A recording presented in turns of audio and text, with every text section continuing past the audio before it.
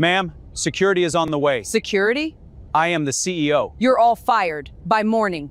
The cold metallic click of the cabin door latch was the last sound of normalcy Dr. Genevieve Dubois would hear for the next 12 hours. She was the architect of a billion-dollar tech empire, a titan of industry, seated in seat 1A of a first-class cabin she could have bought 10 times over. Yet in that moment, she wasn't a CEO. To the flight attendant with venom in her eyes, she was just a problem to be removed. Security was called, and her world was about to be upended. But what they didn't know was that they weren't just escorting a passenger off a plane. They were walking into a storm of their own, making a corporate typhoon that would cost them everything by sunrise. Dr. Genevieve Dubois did not believe in luck. She believed in data strategy and relentless execution. At 39, she was the founder and CEO of Nexus Dynamics, a formidable private equity and tech incubator firm that had reshaped the landscape of predictive analytics. Her mind, a finely tuned instrument of logic and foresight, was her greatest asset. Her personal style, however, was a deliberate act of rebellion against the stuffy boardrooms she now commanded. She wore a custom-tailored, charcoal grey tracksuit of the softest merino wool, and pristine limited-edition sneakers comfort was the ultimate luxury. And she had earned it. Her journey had started not in an Ivy League legacy, but in the quiet, fierce determination of a household that valued books over brands. She'd earned her PhD in applied mathematics from Caltech by 24 and built Nexus Dynamics from a garage algorithm into a Wall Street behemoth. She was by every conceivable metric the American dream personified. But on this Tuesday evening at New York's JFK Airport, boarding Astraeus Airlines Flight 217 to Los Angeles, the metrics didn't seem to matter. The trouble began subtly. It was a friction in the air, a dissonance in the otherwise polished service of the Polaris first-class cabin. The lead flight attendant, a woman in her late 50s with a helmet of blonde hair and a name tag that read Brenda, had given her a once-over that lingered a second too long. It was a look Genevieve knew well, a silent, insolent appraisal that questioned her presence in a space like this. Genevieve settled into the buttery leather of her pod-like seat, was on a call. It wasn't just any call, it was the final verbal confirmation of the largest acquisition in her company's history. "No, Paul," she said, her voice a low, steady murmur. "The leverage ratio is non-negotiable. We proceed with the 9 a.m. wire transfer as planned. The board of Olympus Aviation Group has already approved the terms. This is a formality." Olympus Aviation Group, the parent company of, among other things, the very airline she was currently sitting on. The irony was a private, satisfying hum beneath the surface of the tense negotiation. "Excuse me." A sharp voice cut through her concentration. It was Brenda. "Ma'am, you need to end your call. We're preparing for departure." Genevieve held up a single placating finger without breaking eye contact with the window. "Understood. Just concluding," she said into her phone. "Paul, confirm with the team. I'll be unreachable for the next 5 hours. I expect confirmation of the wire transfer by the time I land." She ended the call and slipped the phone into her carry-on. As I said, Brenda continued her smile, a thin, brittle line. "All electronic devices need to be switched off for departure. It's FAA regulation." "It's in airplane mode and stowed," Genevieve replied evenly, her gaze level. "I'm well aware of the regulations." Brenda's smile didn't waver, but her eyes hardened. "I'll need to see that your phone is off. Completely off." This was the moment. The pivot point. It was an absurd request, a clear overreach of authority designed to needle and provoke. Every other passenger in the cabin was still scrolling through their phones, the blue light of their screens illuminating the dimming cabin. A portly man in a suit across the aisle was loudly dictating a text. He received no such scrutiny. Genevieve took a slow, deliberate breath. She was a chess player, and this was an unsophisticated, clumsy opening gambit. Are you asking every passenger in first class to present their phones for inspection? She asked, her voice dangerously quiet, or just me? Brenda's professionalism finally cracked a fissure in the placid facade. I'm responsible for the safety of this cabin. If you can't comply with a simple instruction, perhaps you're on the wrong flight. The subtext was as thick and suffocating as the cabin air before takeoff. You don't belong here. People like you don't know how to behave in places like this. Genevieve had faced down hostile boards, outmaneuvered corporate raiders, and stared into the abyss of financial ruin without flinching. But this casual, condescending brand of prejudice lit a fuse deep within her, a cold, controlled fire she hadn't felt in years. I will not be presenting my phone for your inspection, Genevieve stated, her voice now devoid of any warmth. If you continue to harass me, I will be filing a formal complaint against you and this airline. Now, if you'll excuse me, I'd like to prepare for my flight in peace. She turned her head to the window, a clear dismissal. But Brenda wasn't finished. She saw not a warning, but a challenge. She straightened up her posture, radiating indignant authority. Okay, she said, her voice loud enough for the surrounding passengers to hear. I see how it is. She spun on her heel and marched toward the cockpit, her face a mask of righteous fury. Genevieve closed her eyes. The data was clear, the situation was escalating. The variable she hadn't counted on was the sheer, unadulterated audacity of the woman in charge. The chess game had just been thrown out the window, replaced by a bare-knuckle brawl. And if there was one thing Genevieve Dubois knew better than numbers, it was how to win. The hum of the auxiliary power unit was the only sound for a full minute. The other passengers, sensing the shift in the cabin's atmosphere, lowered their voices, their gazes darting between Genevieve and the cockpit door. The man across the aisle had finally put his phone away. Genevieve remained perfectly still, a portrait of calm, but inside her mind was racing, processing probabilities, calculating outcomes. She had offered an off-ramp, a chance for de-escalation. It had been refused. The cockpit door opened. Brenda emerged, followed by a man with silver hair and an air of weary importance. Captain Miller. He approached Genevieve's seat, his arms crossed over his chest. He didn't make eye contact with her, instead, directing his questions to Brenda. So this is the passenger causing the disturbance? He asked, his voice projecting a paternalistic disappointment. Disturbance, Genevieve interjected, her voice sharp as broken glass.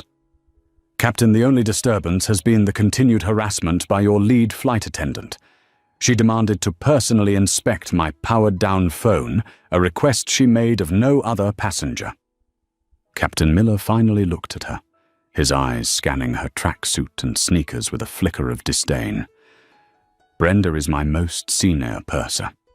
She has my full confidence. She informed me you were being belligerent and refusing to follow crew instructions.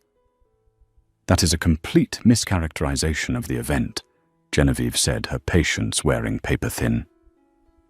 I complied with the instruction to put my phone away. I didn't comply with her demand to have it physically inspected, which is not an FAA requirement. Are you saying that is now Australis Airlines policy? The captain was clearly unaccustomed to being challenged. He was the commander of his vessel, his word law at 30,000 feet. Ma'am, I'm not going to debate regulations with you. We have a flight to get off the ground. My crew has reported that you are being disruptive. It's a simple matter. Either you calm down and agree to cooperate fully for the remainder of this flight, or you will be deplaned. Calm down. The two most condescending words in the English language. They were a verbal pat on the head, a dismissal of her legitimate grievance as female hysteria. The cold fire within her burned hotter. "Captain, I am perfectly calm," she said, her articulation precise and deliberate. "I am also a paying customer in your premium cabin who is being baselessly accused and threatened. I expect an apology for the unprofessional conduct of your staff. Once I have that, we can all proceed with our evening." Brenda, standing behind the captain, scoffed audibly.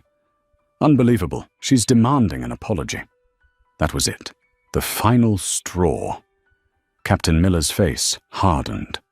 "Right, that's it. You're off this aircraft." He turned to Brenda. "Get the gate agent. If she resists, have them call Port Authority." The words hung in the air, stunning the cabin into silence. Genevieve felt a strange sense of dissociation, as if she were watching a scene from a movie. This couldn't be real. She was being removed from a flight for refusing to be humiliated. The gate agent, a flustered young man named Kevin, arrived moments later. He looked from the stone-faced captain to the impassive Genevieve, clearly wishing he were anywhere else. "Ma'am," he began tentatively, "the captain has made the decision to, deny you transport. We'll need you to gather your belongings and come with me." "On what grounds?" Genevieve demanded, her voice low and steady, though it cost her every ounce of self-control. "Failure to comply with crew instructions," the captain snapped from behind him. "That is a lie," Genevieve said finally, rising from her seat. She was tall, and her sudden movement seemed to surprise them. She exuded an aura of power that her casual attire belied, and for the first time, a flicker of uncertainty crossed the gate agent's face. "She's refusing to leave," Brenda declared with theatrical panic. "She's becoming aggressive." Genevieve hadn't moved an inch, but the accusation was all the captain needed. "Call security," he ordered Kevin. "Now." Kevin fumbled with his radio, his voice trembling slightly as he relayed the request. The other first-class passengers were now openly staring, their phones held up to discreetly record the unfolding drama. They would be the witnesses. 2 Port Authority officers arrived, their expressions grim, their presence sucking all remaining civility from the cabin. They were professional, their voices neutral, but their purpose was menacing. "Ma'am, we've received a report of a disruptive passenger. The airline is refusing you service. Please come with us," the taller officer said. Genevieve looked at him. Then she looked at the smirking face of Brenda, the self-satisfied glare of Captain Miller, and the sea of phones capturing her humiliation. She could fight, argue, and cause a scene that would undoubtedly go viral, painting her as an angry black woman. Or she could comply, take the temporary loss, and prepare for a different kind of battle, one fought on her own turf with her own weapons. She chose the latter. Without another word, she reached down, picked up her sleek leather carry-on, and walked toward the jet bridge. She didn't look back. As she stepped off the plane, escorted by the 2 officers, she heard one of them murmur into his radio. "Subject is compliant, escorting her to the terminal office." Subject? In an instant, she had been stripped of her name, her title, her accomplishments. She was no longer Dr. Genevieve Dubois, CEO of Nexus Dynamics. She was just a subject, a problem that had been removed. As she walked the sterile, lonely length of the jet bridge, the cold, calculating part of her brain took over. The anger receded, replaced by an icy, diamond-hard resolve. They thought they had won. They thought they had put her in her place. They had no idea they had just declared war on a superpower. The security office was a small, windowless room deep in the bowels of the terminal, smelling faintly of burnt coffee and industrial cleaner. It was the antithesis of the luxurious cabin she had just been ejected from. The 2 Port Authority officers were polite but firm, taking her statement. They reviewed her ticket and passport, their brows furrowing slightly. They had likely been expecting someone unhinged, not a calm, articulate woman with a first-class ticket to LA. "The captain has the final say on his aircraft, ma'am." The older officer, a man named Peterson, explained tiredly. "Once he decides a passenger is off, our job is just to ensure it happens peacefully. You can file a complaint with the airline's corporate office." "Oh, I'll be in touch with their corporate office," Genevieve said, a cryptic edge to her voice. "May I have my phone back?" They slid it across the metal table. It was 8:45 p.m. Her mind, a whirlwind of furious energy, was now a silent, focused laser. They wanted her to file a complaint. They expected a strongly worded email, perhaps a demand for a refund, and some travel vouchers. They were thinking in terms of customer service. Genevieve was thinking in terms of scorched earth. She looked up at the officers. "Am I being detained? Am I charged with anything?" Officer Peterson shook his head. "No, ma'am. As far as we're concerned, this is an airline matter. You're free to go." "Thank you for your professionalism," she said, and they seemed slightly taken aback by her courtesy. Genevieve walked out of the office and into the bustling terminal. She ignored the curious stares and found a quiet corner by a darkened gate.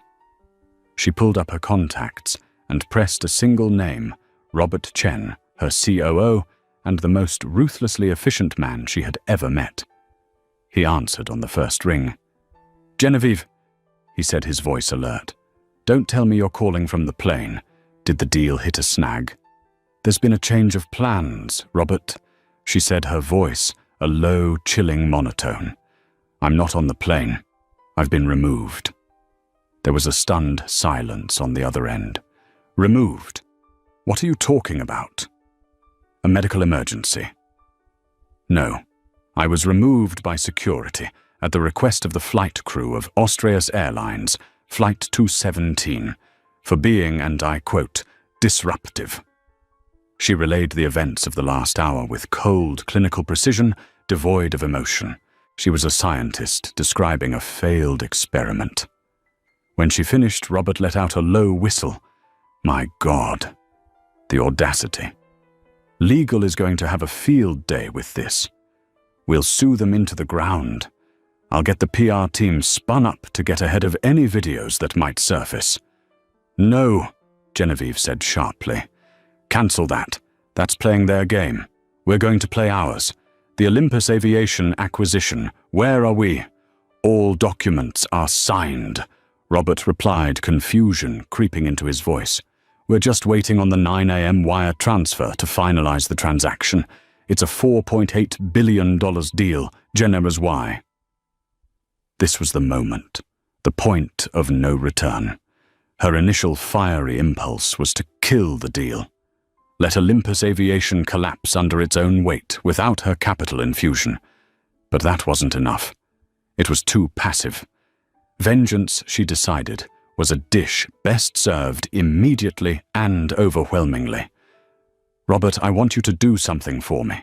Something that is probably illegal, definitely a breach of protocol, and will require you to call in every favor you have." "I'm listening," he said, his voice now laced with intrigue. "The wire transfer. I don't want to wait until 9 a.m. I want it done now, tonight." The line went quiet again. Genevieve could practically hear the gears turning in Robert's head, the risk analysis being run. "Jen, that's impossible. The banks are closed. The federal wire system is down for the night.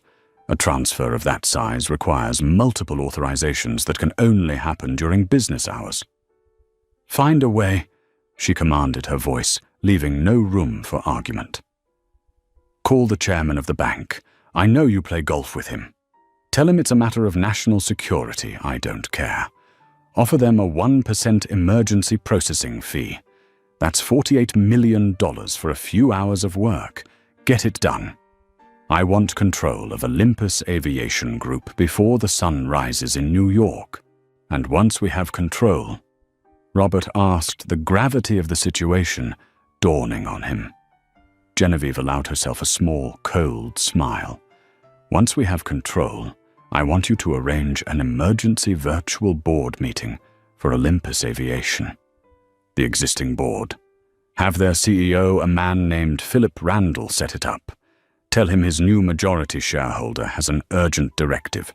Schedule it for 6 a.m. sharp. A 6 a.m. meeting.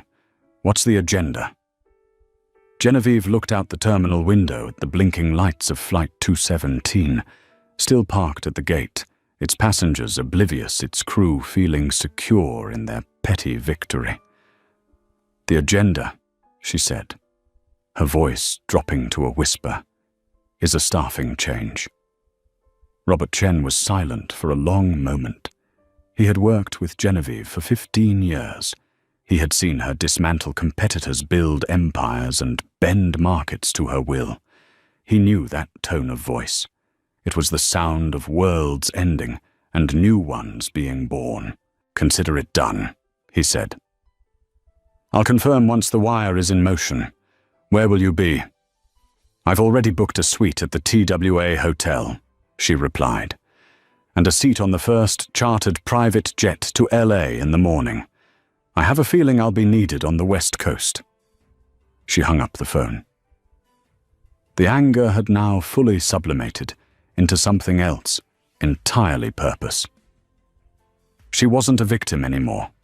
She wasn't a subject. As of this moment, she was the owner. And she was about to teach the staff of Astraeus Airlines a very brutal, very personal lesson in corporate governance. The TWA Hotel at JFK is a monument to a bygone era of aviation, a cathedral of sleek lines and retrofuturism. For Genevieve, it was a war room. She hadn't slept. Fueled by black coffee and a righteous glacial fury, she sat before her laptop in her suite, the iconic sunken lounge visible through her window. Robert had worked his magic. A series of encrypted messages throughout the night confirmed the impossible leveraging their banking relationships and paying an astronomical fee. The $4.8 billion transfer had been completed at 4:17 a.m. Nexus Dynamics, through its subsidiary holding company, was now the majority shareholder of Olympus Aviation Group. They owned the company. They owned the airline. They owned Flight 217. At 5:55 a.m., she clicked the link for the emergency board meeting. One by one, squares populated the screen, revealing the tired, confused faces of the Olympus board members. They were in their home offices, some still in their dressing gowns, blinking against the early morning light. The last to appear was Philip Randall, the CEO, a man in his 60s, with a perpetually worried expression that was now amplified tenfold. Robert Chen from Nexus Dynamics informed me this meeting was essential. Randall began, his voice raspy.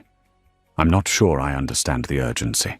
Our deal was set to finalize in a few hours. The deal was finalized at 4:17 a.m., Philip. Genevieve's voice cut in, cool and clear.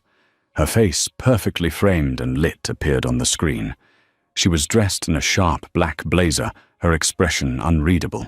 Randall blinked, utterly blindsided. Finalized? How is that possible?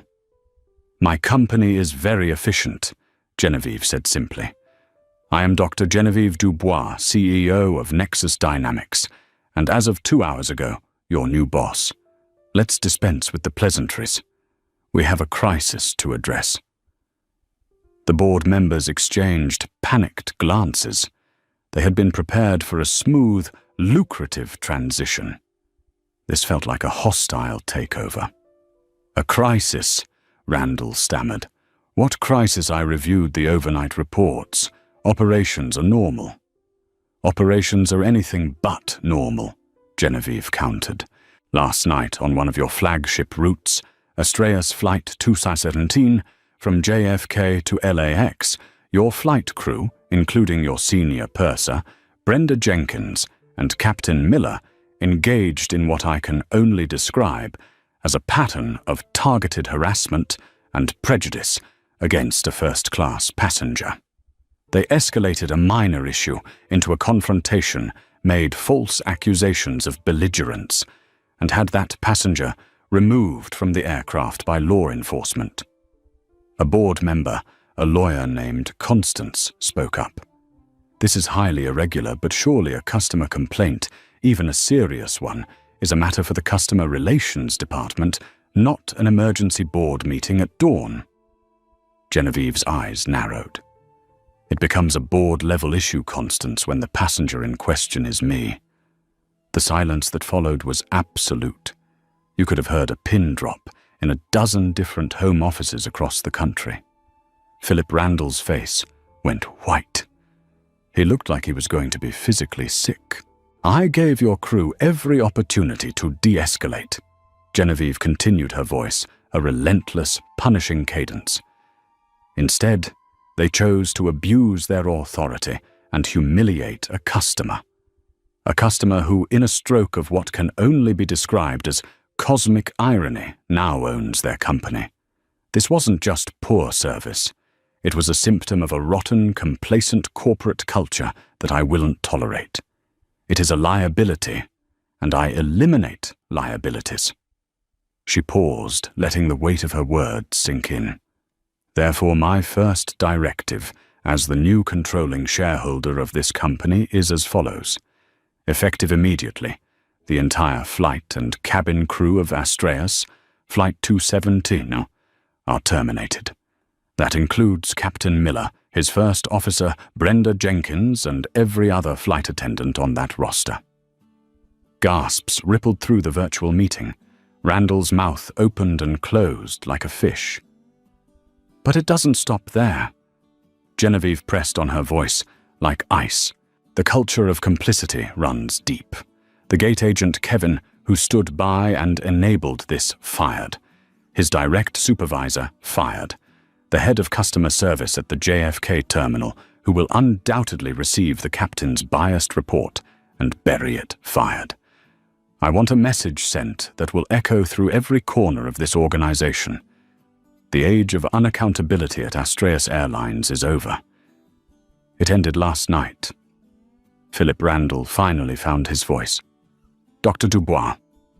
Genevieve, with all due respect, this is madness. You can't fire an entire flight crew and ground staff on a whim. There are unions, protocols, FAA regulations. This will cause operational chaos. Flights will be cancelled. It will be a logistical nightmare. That is your problem to manage, Philip, she replied without a flicker of emotion. You are the CEO, for now. My problem was a culture of disrespect and incompetence. I have just solved it. Consider this a corporate restructuring, a surgical strike. I expect confirmation that my directive has been carried out within the hour. Send the termination notices, and prepare a public statement. No, on second thought, don't. I'll handle the messaging myself. She looked at each face on the screen, her gaze lingering on Randall's. Welcome to the new Olympus Aviation Group. We will be a company that values respect, professionalism, and accountability above all else.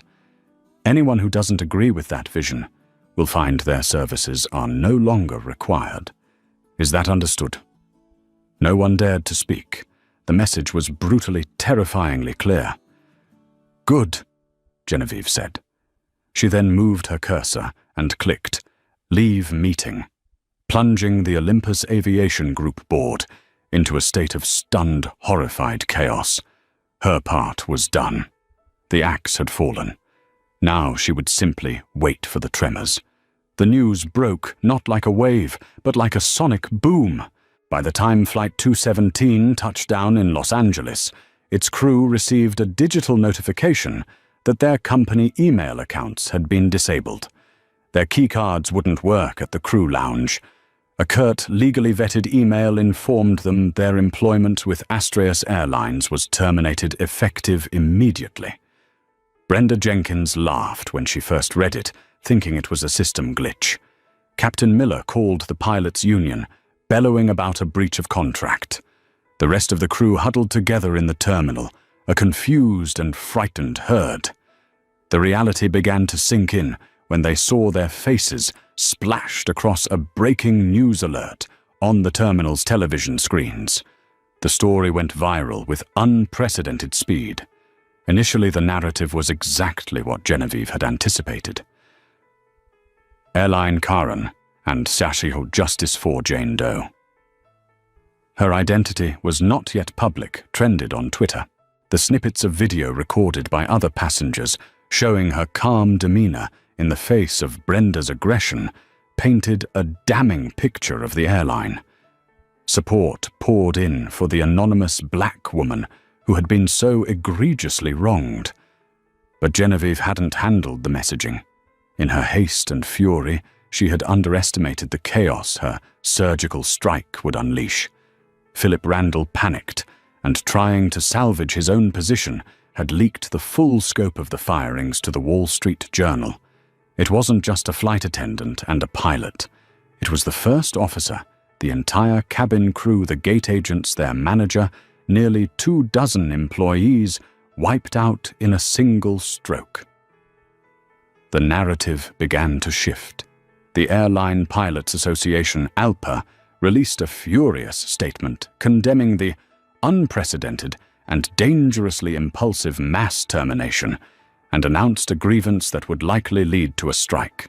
They painted Captain Miller not as a biased aggressor, but as a veteran pilot with a spotless record who had made a safety-based judgment call. The ground staff union followed suit. Their message was one of solidarity. An attack on one was an attack on all. They highlighted the story of a baggage handler on the 217 ground crew, a single father of 3 who was fired simply for being on the same shift roster.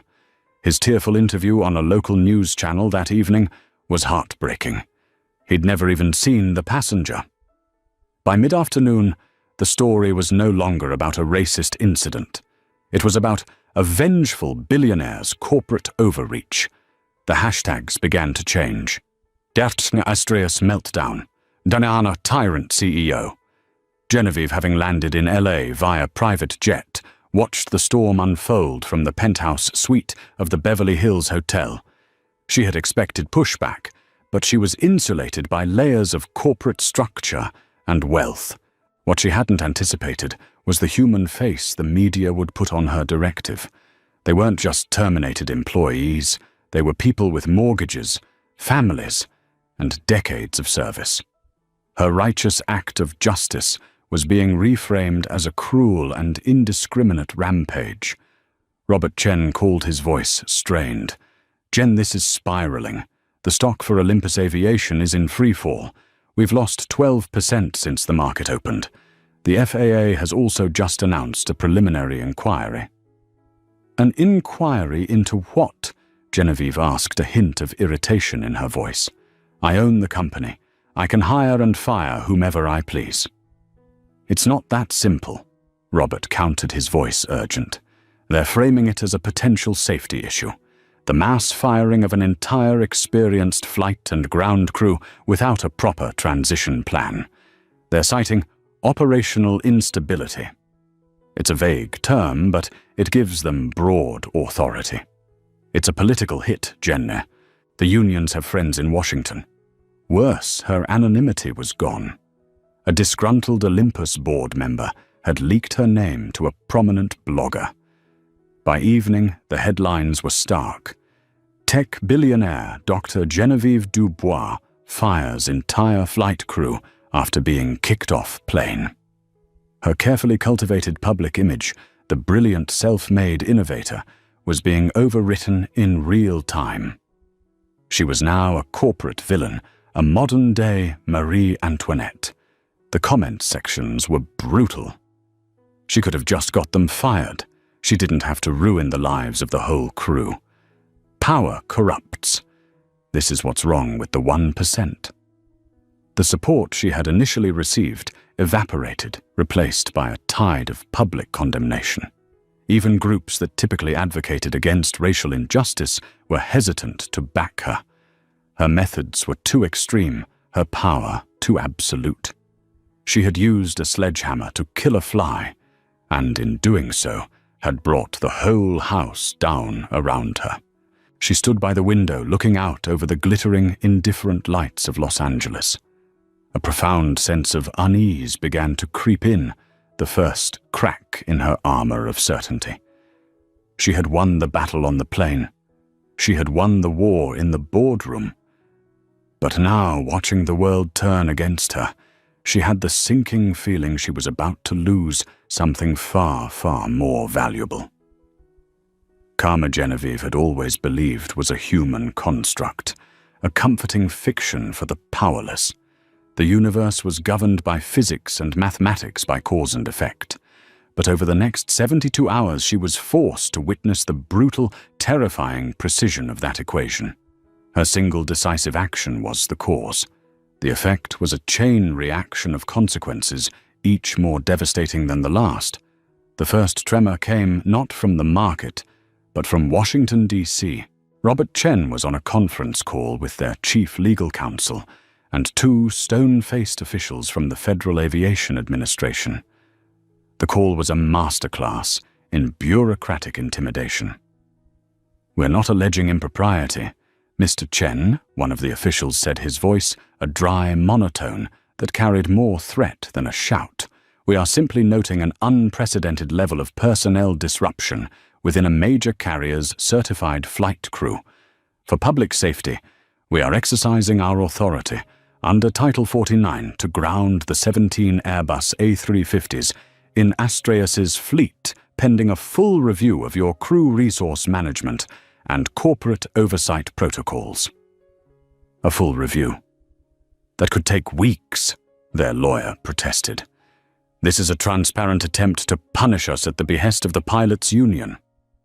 This is an attempt to ensure that the individuals commanding billion-dollar aircraft are not subject to the whims of emotionally compromised executives," the official retorted coldly. "The grounding stands. The real-world impact was immediate and catastrophic. At airports from Chicago to Miami, the Astraeus Airlines terminals devolved into chaos." Genevieve watched on a live news feed as a reporter stood in front of a departure board, every flight listed next to the word "cancelled" in stark red letters.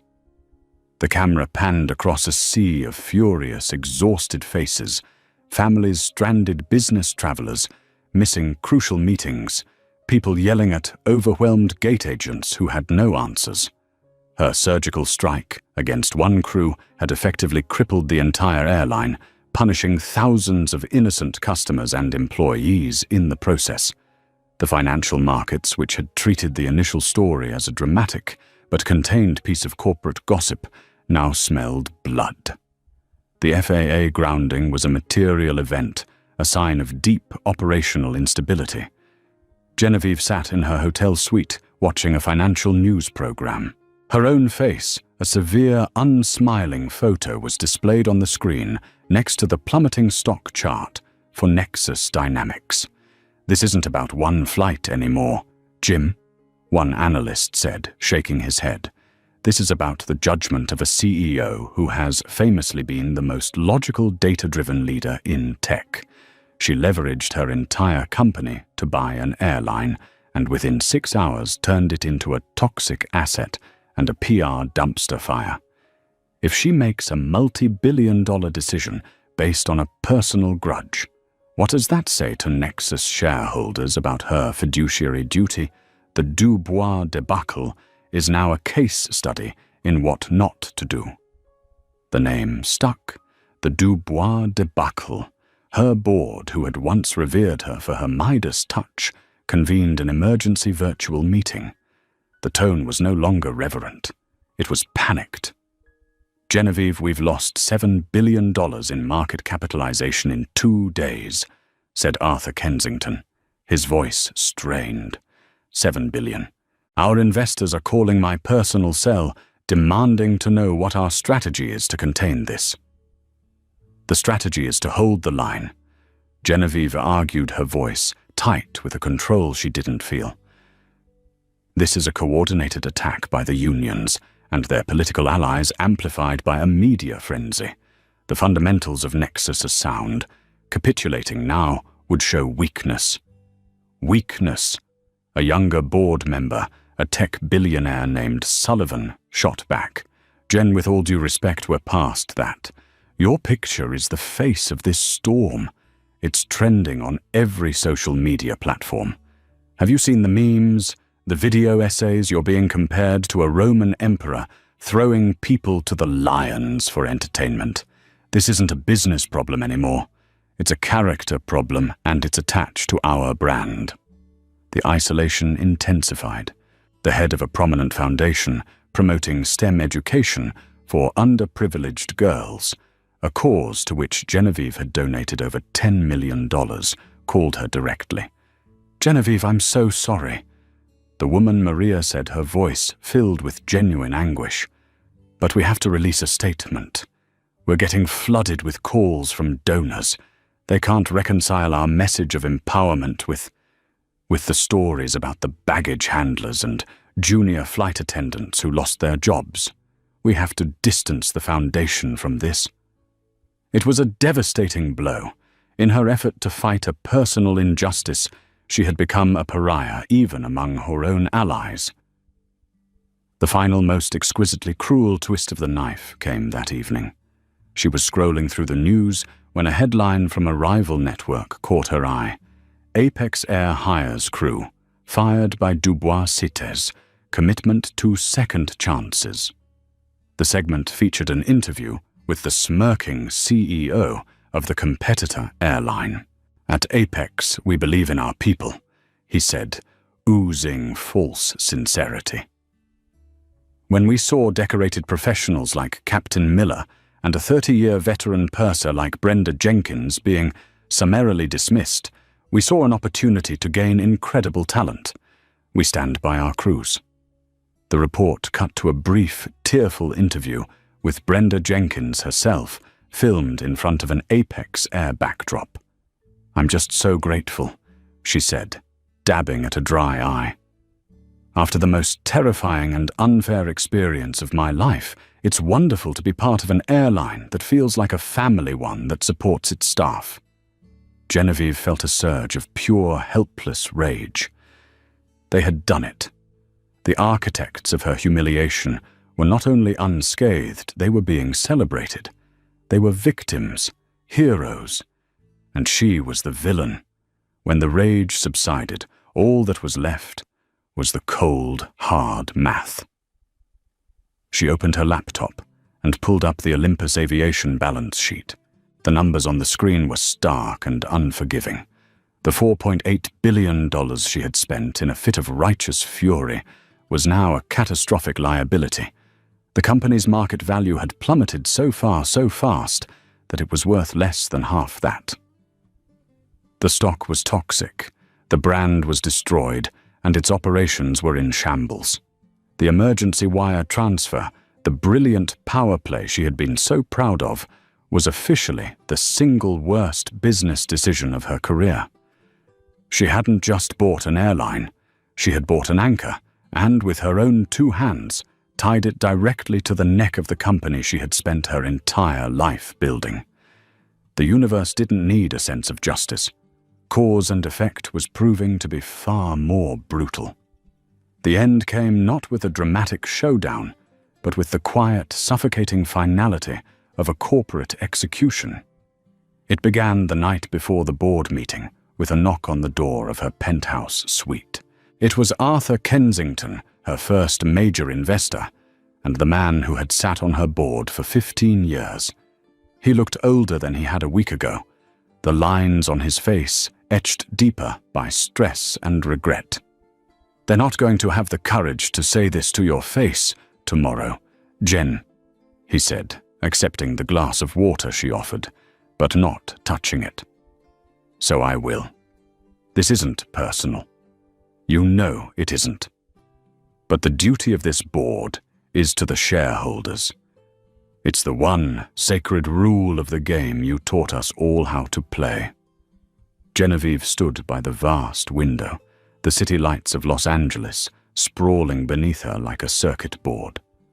"Our stock is down 34%, she recited, her voice a flat monotone.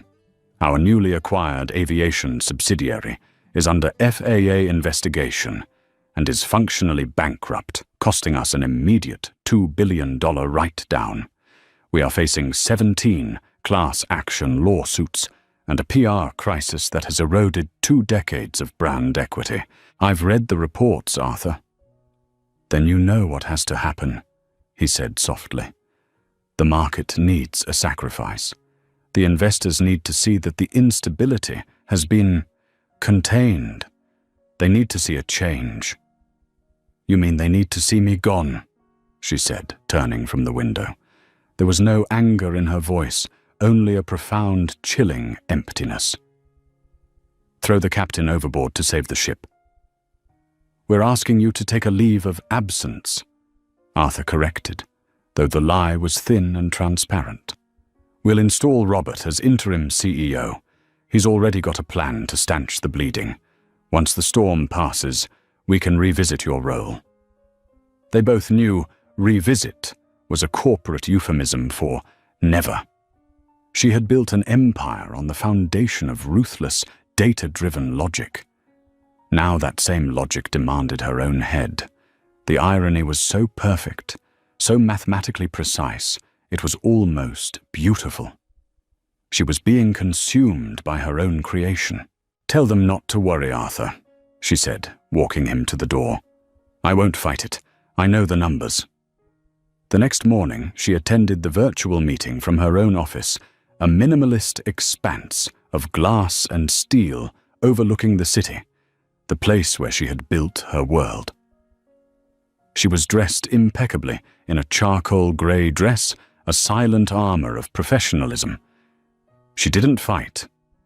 She didn't argue. She listened impassively as the motion was tabled by a board member. She had personally recruited, his voice trembling slightly as he read the pre-written legal statement proposing her immediate removal as Chief Executive Officer.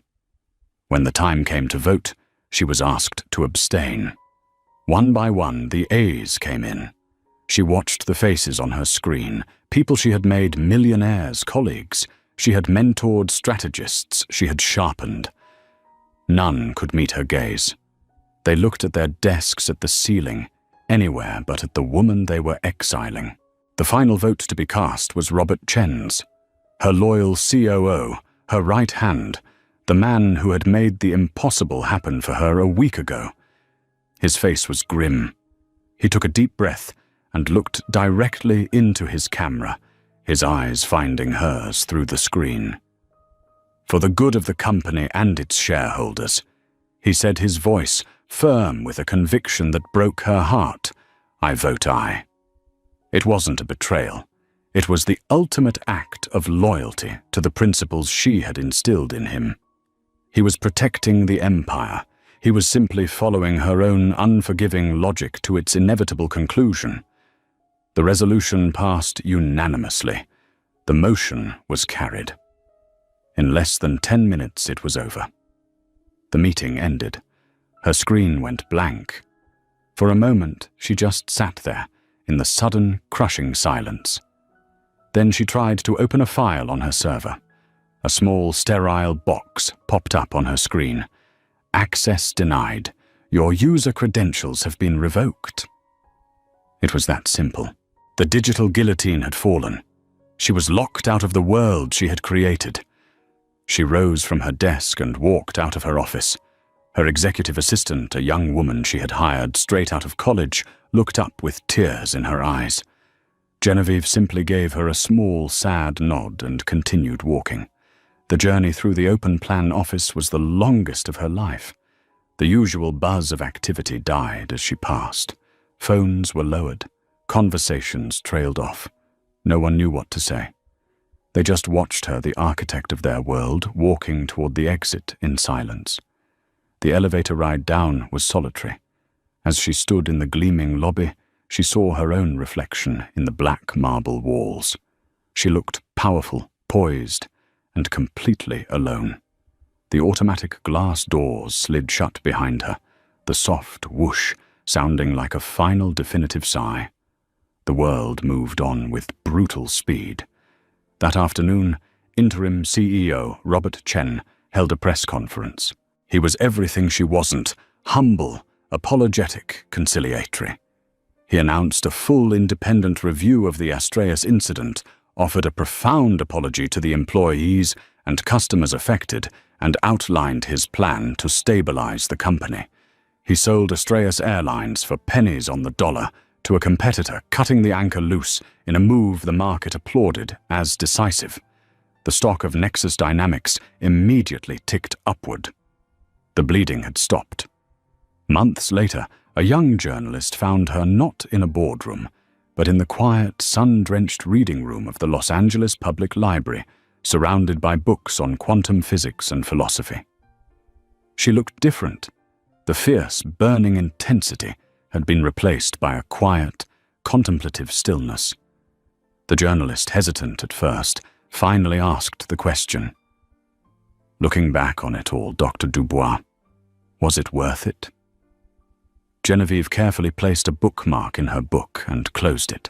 She looked out the large arched window at the ordinary people walking by on the street below, living lives untouched by billion-dollar deals and corporate warfare. I spent my entire life believing that power was the ultimate goal. She began, her voice softer than it had ever been. Power to control my destiny, to insulate myself from the biases and insults of the world. The incident on that plane, it wasn't just about a rude flight attendant. It was about a lifetime of being underestimated, of having to be twice as good to get half the credit. When I was kicked off that plane, I felt powerless, and I swore I would never feel that way again. She paused, her gaze distant. So I used my power. All of it.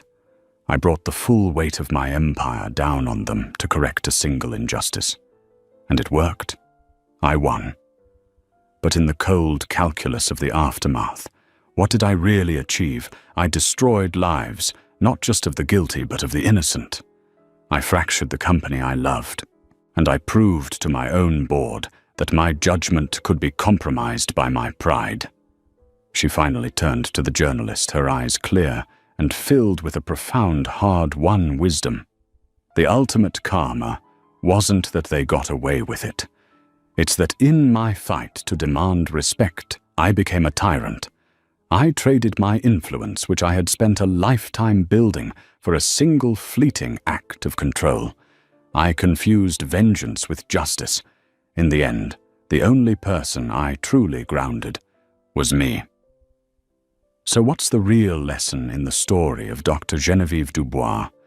This wasn't just a simple case of a customer complaint gone wrong. It was a modern tragedy about power, pride, and the razor-thin line between justice and revenge. She faced undeniable prejudice, a humiliation that no one should endure. Her response was a show of force, so absolute it shook an entire industry. But in her quest to prove a point, did she become the very monster she was trying to slay? Was her surgical strike a righteous act of accountability, or a reckless tantrum that unfairly punished dozens of innocent people and ultimately led to her own downfall? The story leaves us questioning the nature of power itself. When you have the ability to destroy those who have wronged you, should you? And what is the true cost of absolute victory? What do you think? Was her response justified, or did her quest for vengeance go too far? Let us know your thoughts in the comments below. And if you enjoy stories about power, justice, and the shocking twists of fate, make sure to hit that like button, share this video, and subscribe for more content just like this.